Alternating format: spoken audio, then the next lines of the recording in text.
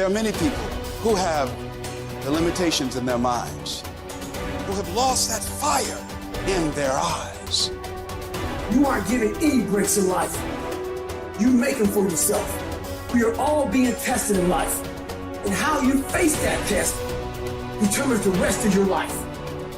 There's a lot of times where I don't know how I'm gonna move forward, but I ask myself one question: can you take another step? And that answer is always yes. Wherever focus goes, energy flows. So why don't we tap into that power now for your business and life? The part of beginning to get unstuck, you've got to decide that the behavior pattern that you have adopted doesn't work for you. You've got to change your strategies, and changing your strategy means reinventing your life, recreating you, and you have the power to do that. You want to take responsibility for your life. You can decide that you're going to change, that you're not going to be a wimp. I got me here, I can get me out of this. And I'm getting out. It's not easy reaching your dreams. It's not easy to achieve a happy and fulfilled life. It's not easy getting up every day, fighting, going through the daily struggles, getting rejected constantly, getting laughed at all the time, going through trials and tribulations, facing the pain of defeat over and over again. It is not easy, but if you do it, it is worth it. See, when people ask you, say, how you doing? Even if you're having some difficult times, say, I'm blessed and highly favored. Because anytime you wake up and you don't have a white chalk outline around your body, it's a great day. You got to tell yourself that no matter what gets in my way, I'm going to keep going. I'm going to keep moving. I'm going to keep winning. I'm going to keep surviving. It's everything that you want, because you went through that pain of that journey. It felt like he wanted to just knock you down and say, you know what? You can't do it. Understand that it's going to be trials and tribulation. That we'll have storms, but they will have sunshine after the rain. But that depends on you and how bad do you truly want it. Nothing in life will hold you back if you trust in yourself and you trust in the process. And at the end of this race, guys, you're going to be more capable. Through that effort, builds the character, the person you want to be at the end. Accept that. And so I say to you, it's possible you can live your dream. If it's becoming a diamond, if it's having more, it's achieving more, it's possible you can live your dream. It's necessary that you have a plan of action, that you're resilient, that you stick to, that you have the vision and never give it up, that you become creative and relentless and keep on coming back again and again and again, and that it's you got to take personal responsibility to make it happen. And when life knocks you down, jump back up and say, it's not over until I win.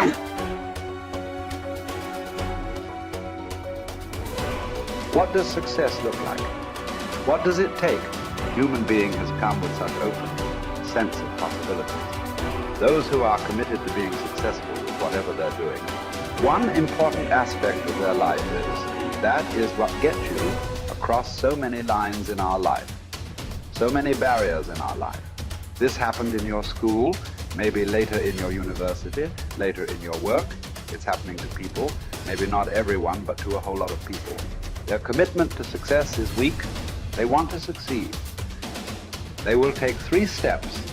Then something little interesting happens here. They will go away here. They will go away there. They will go away there. Hey, I want to live. Their commitment to success is weak.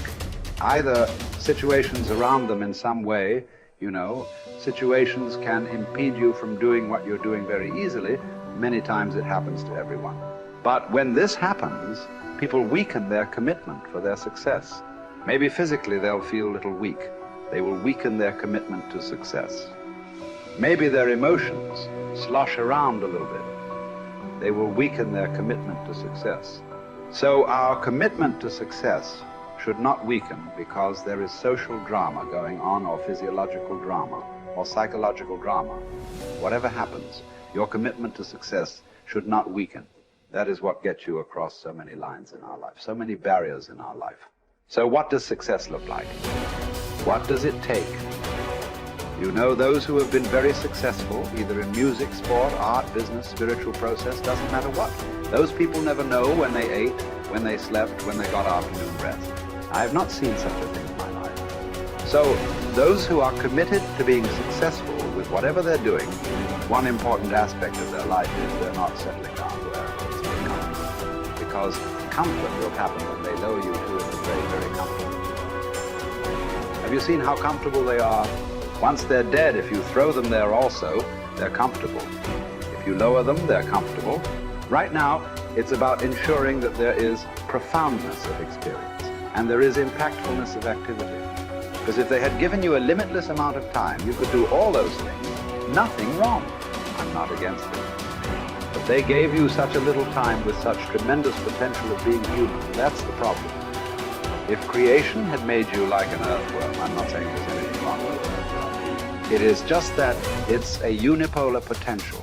It can only do that much. An earthworm is not thinking of climbing a tree because it knows it'll be picked up by the birds. It never has such aspirations. It just wants to recycle the earth. You know, it is beneficial to so many other lives, including us, but its objective is very clear: to eat and to reproduce and to die. Very clear objective, that purpose to fulfill he strives.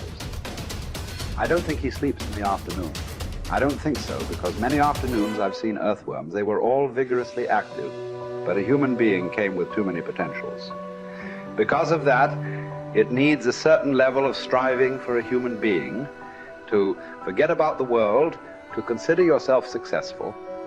If your idea of success is you're doing little better than your neighbor, I call that sickness. That is not success. You are happy that your neighbor is worse than you. Is this sickness or success? It is sickness. But in some way, you feel fulfilled with what you're doing.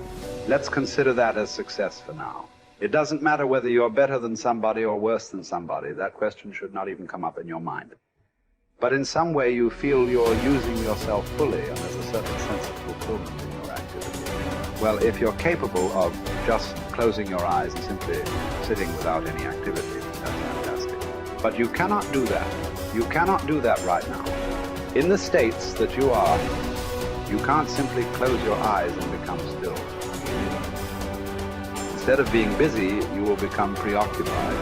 That doesn't mean you're improving, that means you're regressing in some way. The problem about this success is people always making judgments. I did this, I did that, maybe this didn't work, maybe this is a mistake, that's a mistake. There's no such thing in life. See, at one time you were a monkey, all right.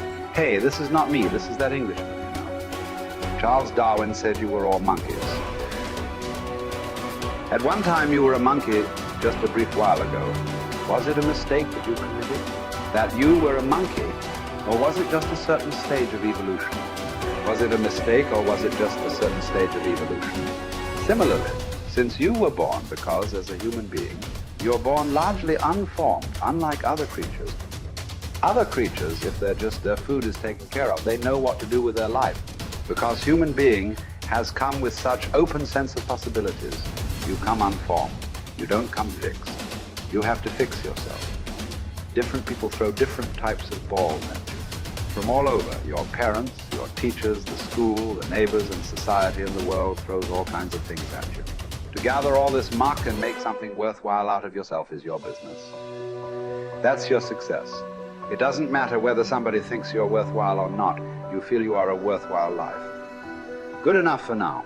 World may not recognize. It doesn't matter. But you know you are worthwhile.